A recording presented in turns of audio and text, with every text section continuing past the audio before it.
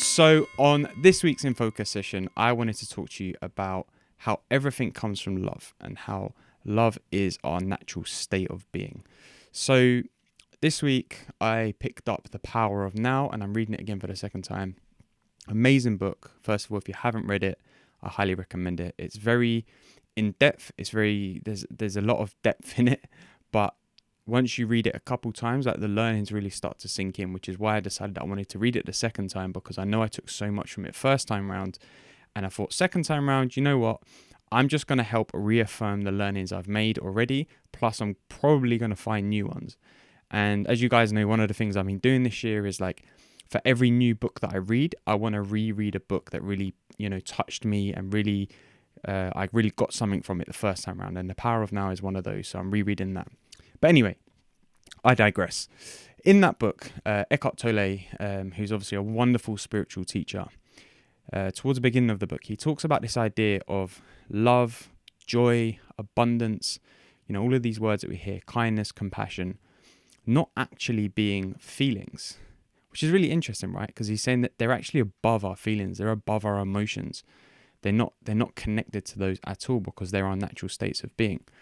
And what he goes on to describe is that our thoughts and the thoughts that we have and the thinking that we have, they create the feelings and the emotions that we feel. So the emotions and the feelings manifest in our body and in ourselves based on the thinking that we're having in that moment, right? And when you go on to re-stimulate the original thought, the feeling stays with it, right? And you can physically feel it in the body, but it comes out of us as a feeling or an emotion, whatever you want to say. And this is really interesting because you then go, well, I kind of get that, right? I get this idea that, anything that I think is going to make me feel, angry or sad or happy or whatever.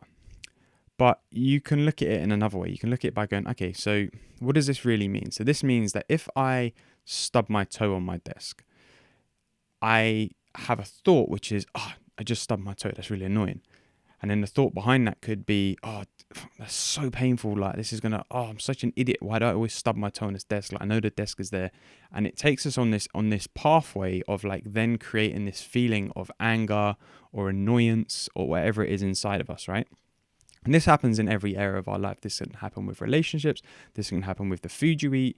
This can happen with the book you read, the videos you watch. You have a thought about what the video is or the book is that you're reading, and it places a load of thinking in your way to actually extract the information from whatever is in that book or that video, right? Because you place a layer of thought on top of whatever it is. You don't take it for a clean slate. And the reason I'm saying that is because when it comes to this idea that everything comes from love, it's that without these thoughts, right? Without these thoughts that create the feelings inside of us and the feelings and the emotions that we feel and express, without those thoughts, what's left? All that's left is love. All that's left is compassion. All that's left is abundance, right? And that's why I say it's our natural state, because if you think about when you wake up in the morning, before your thinking kicks in, before you start worrying about, what you've got to do on your to-do list or what time you've got to be on your work call or wherever it is, or what time you've got to drop the kids off, before any of that kicks in, there's just a sense of peace. There's a sense of love. There's a sense of joy. Even if it's very slight, even if it's a second, half a second, 5 seconds or even a minute, right? That's our natural state. But when we then allow our thoughts to come in on top of that, that's when we start to get all these extra feelings like stress and anxiousness and worry. And what we tend to do is we tend to, get the microscope out and we tend to like hold it over these feelings that we don't like, the so-called bad feelings that we label bad, right? That's a discussion for another day, how we label things good or bad. But what we do is we hold the microscope over those feelings and we go, why is it that I feel like that? And then all you're doing is you're re-stimulating the original thought. You're re-stimulating the thought inside your head, which then re-emphasizes the feeling and emotion we have inside of us. Again, without that, if you take that idea away, if you allow the thought to just be, if you allow the feeling to just pass, our natural state is love. And the best example of this is when you look around us at nature. If you look at animals, if you look at trees, whatever it is, look out the window and see what you've got, right? It's all love. Nature and this world that we exist in and this universe that we live in, without, getting too woo-woo about it, but it exists out of a state of love, out of a state of joy, out of a state of abundance, right? You look at the trees take in oxygen. No, the other way around. They're taking carbon dioxide from us. It helps them nourish themselves, and then they give out the oxygen, which helps nourish the life around them, right? Including us. That's a state of love. They're taking what they want and what they need in some ways from the nature around us, i.e. the carbon dioxide in the air, and then they give back out the oxygen that we need and every other living creature around them needs to survive. That's a state of love. Trees don't have all this extra thinking, and trees don't get angry or sad or anxious or stressed. I mean, they might, but maybe not to the level that we do. And what I'm saying is that if you look at nature, you look around us, like everything exists in abundance. Everything exists as a state of love. And when you can really start to recognize that love and recognize that abundance in yourself, because it does exist inside of you. The only reason it doesn't exist is because you allow your thoughts to get in the way of it. You allow your thinking to block the feeling of love and abundance, because you allow your thinking to create all these other feelings and emotions inside of us, right? And again, none of those emotions are good. None of those emotions are bad. They're just emotions. They're just feelings. They're just thoughts. But our natural state of being comes from love. We're born literally through an act of love in many ways, right? And of bodies physically meeting, of energies meeting. That's how we're born. We're nurtured in our mother's womb as an act of love. We are born through this natural state, this natural feeling of love. And that really is our core being is love, is abundance, is joy, right? And another example of this, again, to use trees, to keep using trees, is there's this thing called, I don't know what they actually call it, but I've heard it called the wood wide web. And it's this idea that trees in the wild or in the woodlands or in the forest, whatever, they know when there's a tree in the group that is not getting the nourishment it needs, either from the sun or from the soil.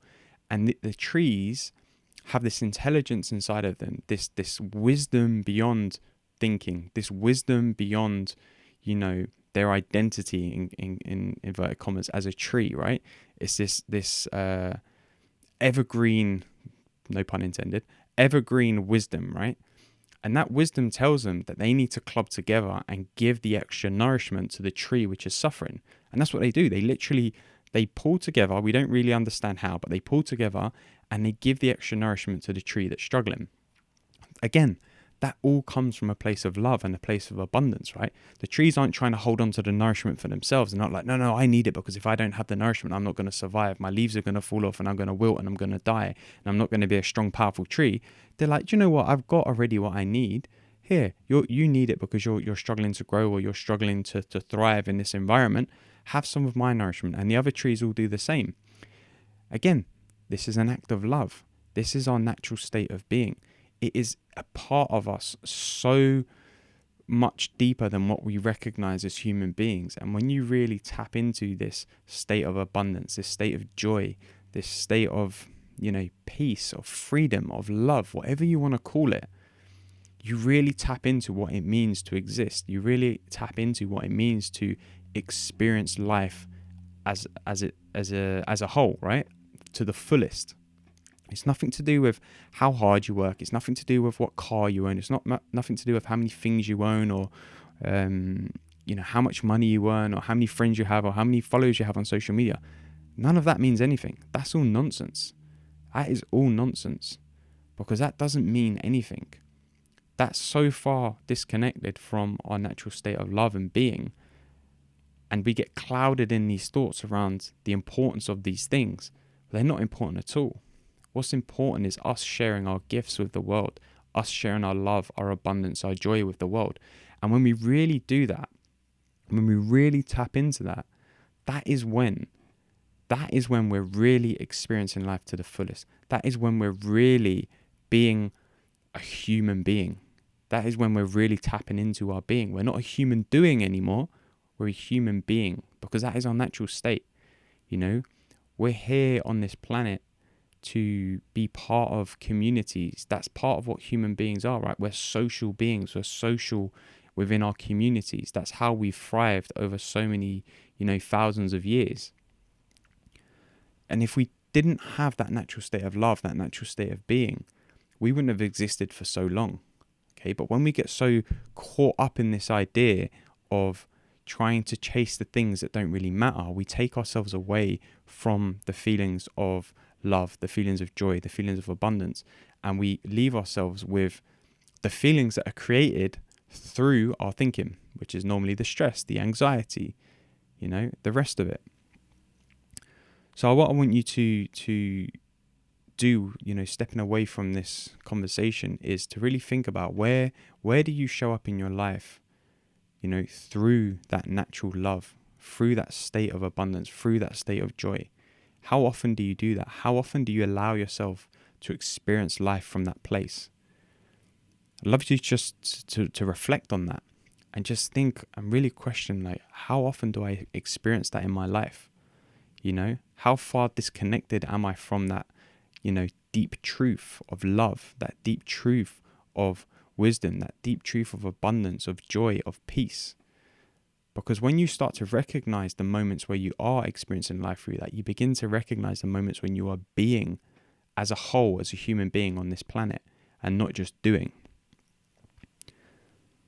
So I'd love to hear from you and hear what you have got from this episode, what you're going to take away from this episode. What's the learnings that you've made through this episode? If you want to hit me up, best place to do so is on Instagram at I am Alex Manzi. That's where I'm the most active. If you're watching this on YouTube, then just drop a comment down below. Likewise, if you're watching this on IGTV, you can just drop a comment down below. Or if you feel more comfortable, then DM me. Let me know you're learning, because I love to help you guys. I love to hear from you guys. I use these platforms so that I can connect with people, right? So I love to hear from people who are listening to these episodes and what you're learning from them. So like I said, hit me up, DM me on Instagram at I am Alex Manzi, or drop a comment down below wherever you're watching.